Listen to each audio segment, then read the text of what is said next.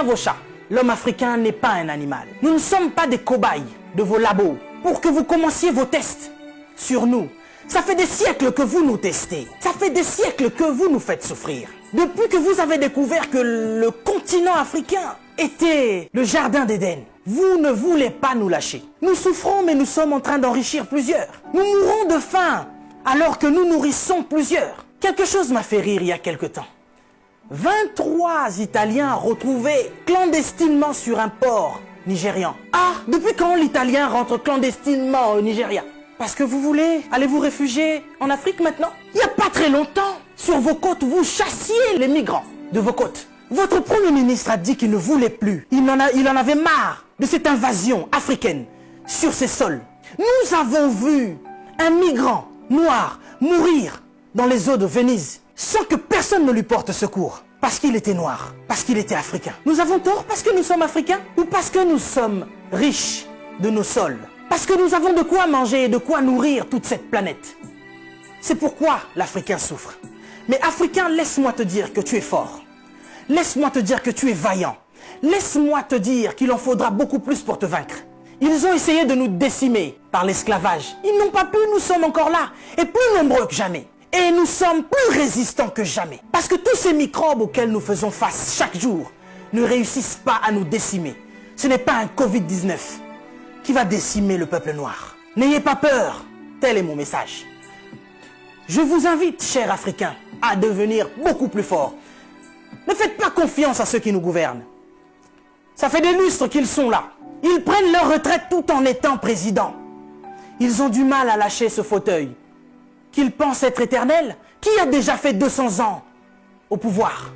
Êtes-vous assez fort pour faire 300 ans? Vous n'arrivez même pas à faire 100 ans. Mais vous êtes tellement médiocre, ignoble. J'ai suivi plusieurs de nos présidents africains qui ont copié le discours du président Macron. Bande de marionnettes, bande de gigolos. Vous n'êtes même pas capable d'écrire vos propres discours, au point où vous devez copier sur ce que Macron dit. Lui-même, il est en train de mentir à la population française. Son gouvernement nous ment depuis le début. Et vous, vous suivez Macron pour continuer à mentir aux Africains? Mais nous, vous nous mentez depuis des siècles.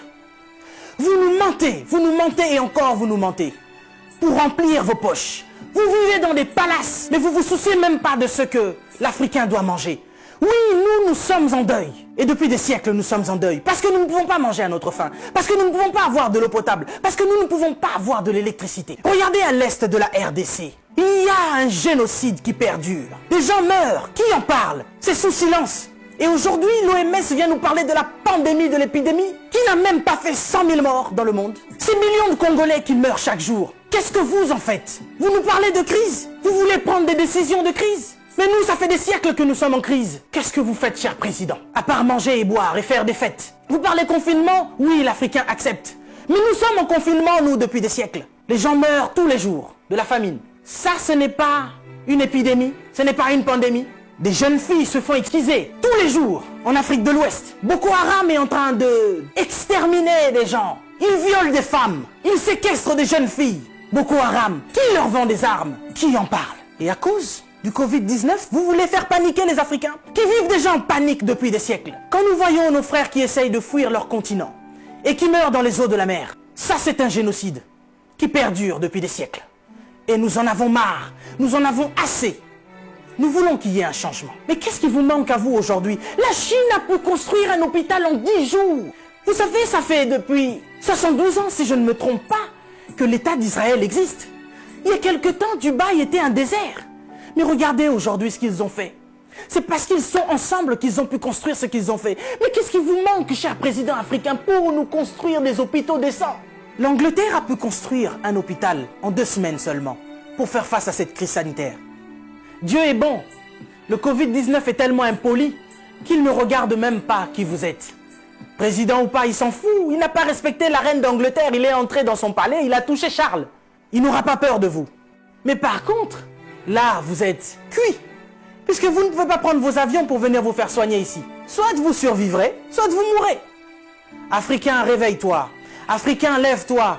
Si Martin Luther King est mort, si Rosa Parks est mort, si Malcolm X est mort, si Mandela est mort, si Winnie Mandela est mort, nous sommes là pour porter encore plus haut l'étendard de l'Afrique. Et continuer à dire que tant que nous aurons le souffle de vie, nous allons continuer nos revendications. Si cette épidémie ne vous réajuste pas, ne vous enseigne pas, pire va encore arriver. Vous passerez, l'Afrique sera encore là, et l'Africain aussi. Cessez votre méchanceté, cher président. Donnez-nous de l'eau, donnez-nous de l'électricité, construisez des hôpitaux, arrêtez de faire mourir l'Africain par la faim, parce que nous, c'est pas le Covid-19 qui nous tue. Nous mourrons déjà de la famine. Pendant que vous avez fait des provisions pour vos maisons, ce petit Africain, il va manger quoi, lui? Cette épidémie passera. Nous sortirons de là, certainement. Mais vous n'allez pas vous en sortir ainsi, devant le tribunal de Dieu. Mais avant le tribunal de Dieu, ici sur cette terre, vous serez jugés. Africain, sois fort. Que personne ne te fasse peur. Respectez les règles d'hygiène, mais n'ayez pas peur. Nous sommes forts. C'est Dieu qui nous protège.